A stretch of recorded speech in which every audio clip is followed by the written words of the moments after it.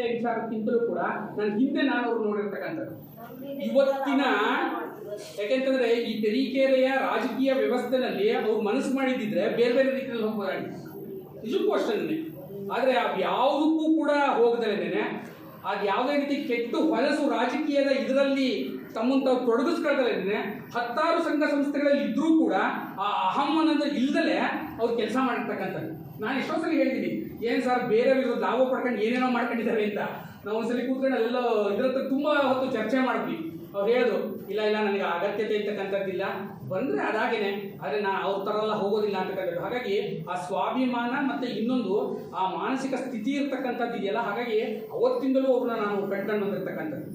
ಆ ನಂತರದಲ್ಲಿ ಇವರು ಸಂಪೂರ್ಣವಾಗಿ ಈ ವಲಯಕ್ಕೆ ಏನು ಚೇಂಜ್ ಆದರೂ ಅದು ನಿಜಕ್ಕೂ ಅಷ್ಟೇ ಲಾಸ್ಟಿಗೆ ಅವ್ರು ಕಂಡುಕೊಂಡಂತಹ ಕಟ್ಟ ಕಡೆಯ ಸತ್ಯ ಅವರು.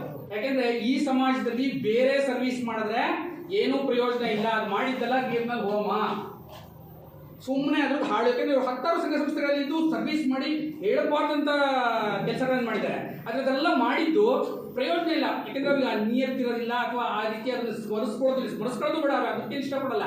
ಅಟ್ಲೀಸ್ಟು ಕೃತಜ್ಞತೆ ಅನ್ನೋದಿಲ್ಲ, ಅಥವಾ ನನಗೆ ಮಾಡಿದ್ದಾರೆ ನಾನು ಇನ್ನೊಬ್ರಿಗೆ ಮಾಡಬೇಕು ಅಂತಕ್ಕಂಥದ್ದಿಲ್ಲ. ಹಾಗಾಗಿ ಲಾಸ್ಟಿಗೆ ಅವರು ಅದನ್ನೆಲ್ಲ ಬೇಸತ್ತು ಲಾಸ್ಟಿಗೆ ಇಂತಹ ದೀನದಲಿತರಿಗೆ ಅಕಸ್ಮಾತ್ ಸಹಾಯಕ್ಕೆ ಯಾರು ಇಲ್ಲದೇ ಇರ್ತಕ್ಕಂಥವ್ರು ಮಾಡಿದ್ದಾರೆ. ಯಾಕೆಂದರೆ ನಾವು ದೇವ್ರನ್ನ ಕಾಣ್ತಕ್ಕಂಥದ್ದು ಅದರಲ್ಲಿ ಒಂದು ಮಕ್ಕಳಲ್ಲಿ, ಇನ್ನೊಂದು ಯಾವ್ದ್ರಲ್ಲಿ ಅಂತಂತಂದ್ರೆ ದೀನದಲಿತರ ಸಹಾಯದಲ್ಲಿ ಮಾತ್ರ ದೇವ್ರನ್ನ ಕಾಣಲಿಕ್ಕೆ ಆಗ್ತಕ್ಕಂಥದ್ದು. ಹಾಗೆ ನಾವೇನಾದ್ರೂ ಸರ್ವಿಸ್ ಮಾಡೋದಿತ್ತು ಅಂತಂದ್ರೆ ನೈಜ ಸೇವೆ ಅಂತಂತಂದ್ರೆ ಅವೆರಡೂ ವರ್ಗಗಳಿಗೆ ಮಾಡಿದಾಗ ಮಾತ್ರ ಅದು ದೇವ್ರನ್ನ ತಲುಪುತ್ತೆ, ಇನ್ನು ಬಾಕಿದೆಲ್ಲ ಏನಾಗುತ್ತೆ. ಹಾಗಾಗಿ ಇವರು ಯಾವುದೇ ಸ್ವಾರ್ಥ ಇದ್ರೆ ಅದರಿಂದ ಏನಾದ್ರು ಬರಬೇಕಾ ಇನ್ನೊಂದಕ್ಕಾ ಹಿಂದೂ ಮಾಡಿಲ್ಲ, ಇವತ್ತಿಗೂ ಅವ್ರಿಗೆ ಅದಿಲ್ಲ. ಹಾಗಾಗಿ ಆ ಒಂದು ನಿಟ್ಟಿನಲ್ಲಿ ಇವತ್ತು ಅವ್ರಿಗೆ ಪ್ರಶಸ್ತಿ ತನ್ನಿಚಕ್ಕೆ ತಾನೇ ಹುಡ್ಕೊಂಡ್ ಬರ್ತಾ ಇದೆ. ಅದು ಬೇರೆ ಪ್ರಶ್ನೆ. ಲಾಸ್ಟಿಗೆ ಅವ್ರು ಹೇಳಿದ್ರು, ಯಾಕೆಂದ್ರೆ ನನಗೆ ಅನಿಸಿದ್ದದೇನೆ, ಯಾಕೆಂದ್ರೆ ನಾನು ಒಂದು ರೀತಿಯಲ್ಲಿ ಹಿಂದೆ ಎಲ್ಲರೂ ಸನ್ಮಾನ ಹಾಳ ಅಮೂಲ ಮಾಡ್ತಾ ಇದ್ರು. ಒಂದಿನ ನನ್ನ ಗುರುಗಳು ಹೇಳಿದ್ರು, ನೋಡಯ್ಯ ಶಾಲು ಹಾಕ್ಬೇಡ, ಶಾಲು ಹೊಲಿಸ್ಕೊಬೇಡ ಹೋಗು ಅಂತ ಅಂದ್ರು.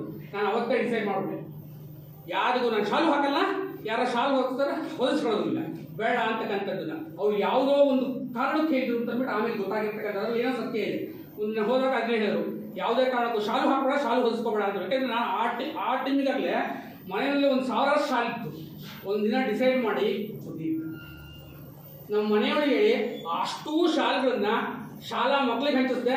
ಬಂದಿರ್ತಕ್ಕಂಥ ಪ್ರಶಸ್ತಿಗಳು ಏನೇನು ಮೊಮೆಂಟೋಸ್ ಇತ್ತಲ್ಲ ಎಲ್ಲರಿಗೂ ಕೂಡ ಕೊಟ್ಬಿಡ್ರಿ ಅಂತ ಹೇಳ್ಬಿಟ್ಟು ಬಿಸಾಕ್ಬಿಟ್ಟೆ. ಇವತ್ತೆಲ್ಲೂ ಕೂಡ ಇಸ್ಕಲ್ಲ, ಬಲವಂತವಾಗಿತ್ತಂದ್ರೆ ಕೈಯಲ್ಲಿ ಇಸ್ಕೊಳ್ತೀನಿ, ಅಲ್ಲೇ ಯಾರ್ಯಾರ ಕೊಟ್ಟು ಬರ್ತಕ್ಕಂಥದ್ದು.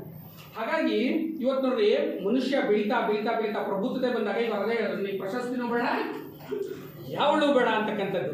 ಯಾಕೆಂದ್ರೆ ಅವ್ರು ಕಂಡುಕೊಂಡಿರ್ತಕ್ಕಂಥ ಸತ್ಯ ಏನಾಗಿದ್ರೆ ನಾನು ಯಾರಲ್ಲಿ ದೇವ್ರನ್ನ ಕಾಣಬೇಕು ಅಥವಾ ಅದ್ರ ಏನು ಅಂತಕ್ಕಂಥದ್ದನ್ನು ಕಂಡುಕೊಂಡಿದ್ದಾರೆ ನಿಜಕ್ಕೂ. ಹಾಗಾಗಿ ಇವತ್ತು ಈ ಸನ್ಮಾನ ಅಂತಕ್ಕಂಥದ್ದು ಸಾರ್ಥಕತೆ ಆಗಿದೆ, ನಿಜಕ್ಕೂ ಅಷ್ಟೇ.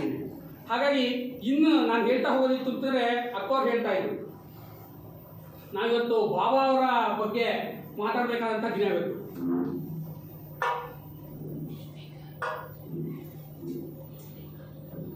ಇವತ್ತು ನಿಜಕ್ಕೂ ಅಷ್ಟೇ ಬಾಬಾರವರೇ ಇವರಿಬ್ಬರನ್ನು ಕೂಡ ಆಯ್ಕೆ ಮಾಡಿ ಇವತ್ತು ಕಂಡು ಕೂರಿಸಿರ್ತಕ್ಕಂಥದ್ದು ಸೂಕ್ತವಾಗಿರ್ತಕ್ಕಂತಹ, ಸಮರ್ಥವಾಗಿರ್ತಕ್ಕಂತಹ, ಪರಿಪೂರ್ಣವಾಗಿರ್ತಕ್ಕಂತಹ ವ್ಯಕ್ತಿಗಳನ್ನು ಇವತ್ತು ನನ್ನ ಸ್ಮೃತಿ ದಿನದಲ್ಲಿ ಸ್ಮರಿಸುವಂಥ ಕೆಲಸ ಆಗಲಿ ಅಂತಕ್ಕಂಥದ್ದನ್ನ ಇವತ್ತದಾಗಿದೆ. ಹಾಗಾಗಿ ಇವ್ರು ಹೇಳ್ದಂಗೆ ನಾನು ಮೊನ್ನೆ ಒಂದು ನೋಡ್ತಾ ಇದ್ದೆ, 5,000 ಕೋಟಿ ಇರ್ತಕ್ಕಂಥ ವ್ಯಕ್ತಿ ಅವ್ರ ಮಕ್ಕಳಿಲ್ಲ, ಲಾಸ್ಟಿಗೆ ಅವರು ಸತ್ತಾಗ ನೋಡಕ್ ಬರದೇ ಇರ್ತಕ್ಕಂಥದ್ದು. ನೀವು ನೋಡ್ಬೇಕು, ಫೇಸ್ಬುಕ್ ತೆಗೆದು ನೋಡ್ರಿ, ಸತ್ತಾಗ ನೋಡಕ್ ಬರಲೇ ಇಲ್ಲ. ಲಾಸ್ಟಿಗೆ ಜನಗಳೇ ದುಡ್ಡನ್ನು ಕೂಡ ಹಾಕಿ ಮೊನ್ನೆ ಅಂತ್ಯ ಸಂಸ್ಕಾರ ಮಾಡಿದ್ದಾರೆ. ಇನ್ನೊಂದು ನೀವು ನೋಡಿರ್ಬೇಕು, ಬೆಂಗಳೂರಿನಲ್ಲಿ ಒಂದು ಆಶ್ರಮದಲ್ಲಿ ಆ ಎಮ್ಮ ಯಾವುದೋ ಕಂಪ್ನಿಯ ಒಡತಿ ಹೆಂಗಾಗೋಗಿದೆ ಅಂದ್ರೆ ಹೇಳಬಾರ್ದಂಥ ಪರಿಸ್ಥಿತಿ. ಅವ್ರು PhD ಮಾಡಿ ಎಲ್ಲ ಆಗಿರ್ತಕ್ಕಂಥದ್ದು. ಅದು ಮಾನಸಿಕ ಅಸ್ವಸ್ಥೆಯಾಗಿ ಬಂದು ಇದು ಮಾಡಿದ್ರೆ ಆ ಎಮ್ಮನ್ ಕೇಳಿದ್ರೆ, ಇಂಟ್ರೂವ್ ಮಾಡಿದ್ರೆ ಹೇಳುತ್ತೆ, ನಾನು ಇಂಥ ಕಂಪ್ನಿನಲ್ಲಿ ಇದ್ದೆ, ಇಂಥ ಕಂಪ್ನಿನಲ್ಲಿ ಕೆಲಸ ಮಾಡಿದ್ದೀನಿ ಅಂತ. ಮಕ್ಕಳಿದಾರ ಅಂದರೆ ಮಕ್ಕಳಿದಾರ, ಎಲ್ಲರೂ ಇದ್ದಾರೆ, ಏನೂ ಇಲ್ಲ. ಕಾರಣ ಯಾಕೆ ಗೊತ್ತಾ? ನಾವು ಕಲಿಸಿದಂತಹ ಸಂಸ್ಕಾರ. ಬೇಡ, ಕೋವಿಡ್ ಟೈಮಲ್ಲಿ ನಿಮ್ಗೆ ಗೊತ್ತಬೇಕು, ಮೈಸೂರಿನಲ್ಲಿ ಲೈವ್ ಹಾಕಿದ್ರು, ಹೌದಲ್ವಾ?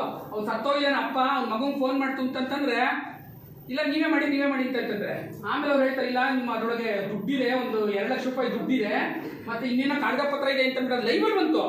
ಇದೆ, ಅದನ್ನ ಏನು ಮಾಡೋದಾಗಲ್ಲ, ಅದನ್ನೆಲ್ಲ ಅವ್ನು ಕೆಲಸ ಮಾಡಿದ್ರೆ ನಾನು ಅಕೌಂಟ್ ಕೊಡ್ತೀನಿ, ಅದಕ್ಕೆ ಹಾಕ್ರಿ ಅಂತಂದ್ರೆ, ಆಯ್ತಪ್ಪ ಹಾಕ್ತೀವಿ, ನೀನು ಬಂದು ಇದು ಮಾಡಿಲ್ಲ, ನೀವೇ ಮಾಡ್ರಿ ಅಂತಕ್ಕಂಥದ್ದು. ಇದು ಲೈವಲ್ಲಿ ಬಂದಿರ್ತಕ್ಕಂಥ ಪರಿಸ್ಥಿತಿ, ಇನ್ನೇನು ಬೇಡ, ಹೌದಲ್ವಾ? ಕಾರಣ ಯಾಕೆಂದ್ರೆ ನಮ್ಮಲ್ಲಿ ಆ ಸಂಸ್ಕಾರಗಳನ್ನ ನಾವು ಕೊಡ್ತಾ ಇಲ್ಲ. ಇಲ್ಲಿ ಹೇಳಿದ್ರೆ ನಾವೆಲ್ಲ ಹಿರಿಯರಾಗಿ ಬಂದ್ಬಿಟ್ಟಿದ್ದೀವಿ, ನಮ್ಮ ಕಿರಿಯರನ್ನು ಕರ್ಕೊಂಬರೋ ವ್ಯವಸ್ಥೆನೇ ಇಲ್ವಲ್ಲ. ಕೇಳಿದ್ರೆ ನೀವು ಹೇಳ್ತೀವಿ ಬರಲ್ಲ ಅಂತಲ್ಲ, ನೀವು ಬರ್ಸಿಸ್ಬೇಕು. ನನ್ನ ಮಗಳನ್ನ ಇನ್ನೂ ಕಂಪ್ಯೂಟರ್ ಮುಂದೆ ಕೂರಿಸ್ತೀನಿ, ಅಲ್ಲಿ ಆ ಲ್ಯಾಪ್ಟಾಪು ಈ ಲ್ಯಾಪ್ ಕೊಟ್ಟೆ ರೂಮಲ್ಲಿ ಕೂರಿಸ್ದೆ, ಅವಳಿಗೆ ಆ ಬಿಸಿ ಈ ಬಿಸಿ, ಅವಳು ಏನು MA M.Tech ಇನ್ನೊಂದು ಏನಾರ ಮಾಡ್ಕೊಳ್ಳಿ, ಇಲ್ಲಿಂದ ಫಾರಿನ್ ಹೋಗ್ಲಿ, ಅದು ಬೇರೆ ಪ್ರಶ್ನೆ. ಆದರೆ ಸಂಸ್ಕಾರ ಇಲ್ಲದೆ ಇರ್ತಕ್ಕಂಥದ್ದನ್ನು ಪ್ರಯೋಜನ ಇಟ್ಕೊಂಡು ಏನು ಮಾಡ್ತೀರಾ? ಅವನ್ನೆಲ್ಲ ಫಾರಿನಲ್ಲಿ ಹೋಗಿ ಕೂತ್ಕೊಂಡು ನೀವು ಸತ್ತಾಗ ಬಂದು ಒಂದು ದೊಡ್ಡ